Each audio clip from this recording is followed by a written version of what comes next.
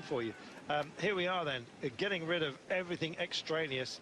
Romain Bardet, big noise in French cycling, and indeed saving of blushes for France, I think, during the Tour de France this year, when he finally helped them to take a stage, and what a great stage it was. Rigoberto Urán, a man who's done such great things, but was always, it looked like, going to be a nearly man, even within Colombian cycling. But he's refound his mojo, particularly at the late part of this season, and he looks very, very strong. There he is in the green. Diego Rosa in the pale blue has been such a great stalwart and indeed battler on behalf of Fabio Aru. And finally Aru said, well, we both know I haven't got the legs, why don't you have a go? But he's done so much work today, how much more can he possibly put in? So that's your quartet. Chavez, who started the move, Mr. Smiles, they call him, will he be today? So two Colombians. Of course, we have Rosa of Italy in the blue of Astana. And, of course, we have Bardet representing France and A.G. Toro La Mondiale in the white. So it's not going to get caught, this quartet, with 9.7 to go. Of the four, who do you think will be strongest at the last? Well, in that climb, Chavez looked so good in that previous climb. I think Urán is the better finisher of the four riders in front. Bardet likes to descend like an idiot. But I think Chavez will be the person. Yeah, Chavez will be the person attacking on this climb. He hasn't got the sprint as the others. So these four riders will be coming to this final climb together. And I think Chavez will go for it, but I think the winner is possibly going to be the Cannondale rider, Urán. Well, I kind of hope so, to be honest, because I really like Rigoberto Urán, and it's almost like that others have come and nipped at his heels over the years. And in fact, you sort of start thinking, well, has he kind of missed the boat? Well, he's showing that it hasn't quite sailed just yet for Rigoberto. And I'm just hoping that today is yet another little look as to what great things this man can do. He's genuinely a very, very nice guy as well. Not saying the others aren't, but Chavez always very, very cheery. And in fact, he's almost like a pet, I think, within Orica-BikeExchange. They absolutely adore him, the Aussie team. And the success which he has found, of course, on many, many occasions, Grand Tour level as well, as I'm sure you know, stages, that is. Absolutely fabulous. Two great Colombian riders on your screen right now, plus, of course, an Italian and a Frenchman. Well, it shows you how international bike racing is these days. In fact, there we are, 1:10 they've got now, and they mean it. So it's about, I think, how you come into town. It may well be we see a bit of cat and mousing. You never know, Brian. Yeah, we're starting to see it in the chasing group. Why did they not combine together? You have to kind of forget about the riders that have got riders in front, but they should have, in the flat parts here, they should have just rolled through if they wanted to try and win. But unfortunately, all they're doing now is looking for the minor places and the World Tour points to go with it. Well, there we are. Urán, of course, twice a runner-up in the Giro d'Italia, so he goes very well in Italy. Never quite managed to take that extra step forward, and then, of course, the Colombian focus changes to Quintana and Chavez. But he's here, 29 years of age now. I always think that Urán's been around a lot longer than that. But yes, there's only a modest margin between himself and Chavez, that everyone thinks, of course, of being very much a youngster. Well, he's 26 now. He's no longer in the young riders categorization. A couple of stages on the Vuelta to his name. That was last year, and of course was runner-up in this year's Giro d'Italia. So yes, we've got a couple of men who go well in Italy. This is the breakdown of the alliance behind. I think it's just a case of, well, what on earth are we going to get out of this one? 6.9 kilometres to go. So let's talk about our approach, Brian. They're on cobbles at the moment. They get used to those because we're going to have plenty of them on the run-in. But it does twist this road quite nastily as they go round the Citadel, get higher and higher until we actually peak out on the Lago Colla Aperto, and then we come back down and into town with about just over 3.5 kilometres to go. So we're climbing now. It's a tricky finish, a real tricky finish, but the fortunate part about this finish is the steep hill they've got to go up around the Citadel, and a steep descent all the way to the finish. So at least it's uphill with so many corners, but 4 riders in front: Bardet, Chavez, Rosa, Uran. Diego Rosa is the rider that came across in that previous climb and put a lot of effort to come across. He was riding for his teammate Aru, who's in this group. Never had the legs, and it was a late call for Rosa. Is he going to pay for these the efforts of today on the next climb? I think so, but then again, he'll go and win it now. It's all going to be, to my mind, about the descending sprint, because these are all capable climbers, and this is not going to be too much of a problem for them. So it's about how they duke it out in the last, what, 3K? Yeah, Chavez has to attack. Uran is probably the fastest finisher of all 4 of them. Diego Rosa, he's doing a lot of riding. He's constantly going to the front. Bardet is probably the opportunist. If they still stay together, Bardet will try and go on the descent. Rosa, they were screaming at him, stop doing so much work, I'm sure they were saying. He says, yeah, got that, and just beds in. He can actually refuse to help out now because he's done so much work today, quite frankly. And I'm just wondering whether you're going to start seeing the work rate here start to change. I think Diego Rosa deserves a podium. Yeah, unfortunately, there's 3 other strong riders with him. Yep. For an Italian to finish on a podium, and the ride he's done today, he deserves it. But whether he gets it in the end, I'm not too sure. Stuff from around there. You see that? He sees the camera bike, and he takes his turn, and then he just jinks in behind the camera bike to just get whatever watts he can take from it. It's about saving energy at a moment like this. They've got the cushion, so it could well come down to the sprint. Watch Bardet's descent in town. It might get hairy.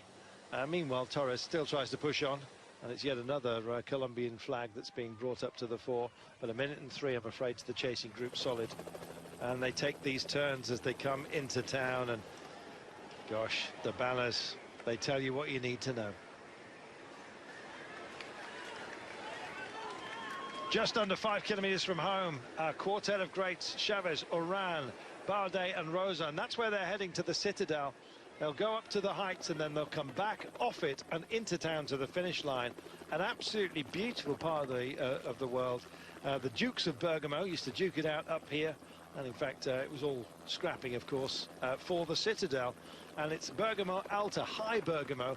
You can see Lower Bergamo further down in the lowlands, some of which is challenged architecture, but there's no doubt about the beauty of this. Absolutely majestic, like a boat, I think, sailing through the plain. Well, right now, who is going to take it on and who's going to get sunk? We'll find out. I'm afraid it's not going to be Torres today, but a brave effort by him. 4.4 to go. It looks like maybe inside our approach, it may well be some of the relays are challenged. We're just looking at those who are going to, I'm afraid, just be working for a top 10. That's the chasing group now, 1.5 minutes. Back to where the action is and our climb. Now they still have to deal with the steepest part, but look at how the wall here bleeds into the road, and you can see how steep it is. And 12% as Torres just takes the 5K to go banner, and it'll be another 10 seconds or so, less than that, before the chasers do exactly the same. But we're waiting for the crest. And will it be of a wave? Well, they've decided that he's going to roll the dice here, and who else but Diego Rosa? He's got no choice. He's not the fastest man when it comes to a sprint, and he's decided to try and shake him out right now. Chavez responds, Bardet goes for it, and Uran sits in. And no surprise there. Don't be too afraid about Uran as he goes for the flat surface just before the city gate. Here we are into the Citadel, and now is the toughest part, and it's an unkind surface as well, so they all go for the smooth part, and Uran almost gets into the back of Bardet, the leggy Frenchman, with 4 kilometers to go. There is Chavez, and they're all on the back wheel of Diego Rosa, I think that may well have been his best chance to shake him off, and he failed to do so. Off the cobbles onto an asphalt surface, and here are the fans in the steepest part now. This is where the grind happens, and in fact they're just about to crest it. They've dealt with it off the cobbles by the looks of things. So it's going to be about the descent, and then indeed the sprint for the line as they almost come all line astern, and as they do so, Chavez picks it up and he goes on the attack. Bardet goes for it as well. Just betting into them goes Oran, as Rosa finds himself from P1 to P4 in very, very short order. And here is that final kick that we've been waiting for. Couldn't quite see it, and the fans leaning in to try and see their heroes.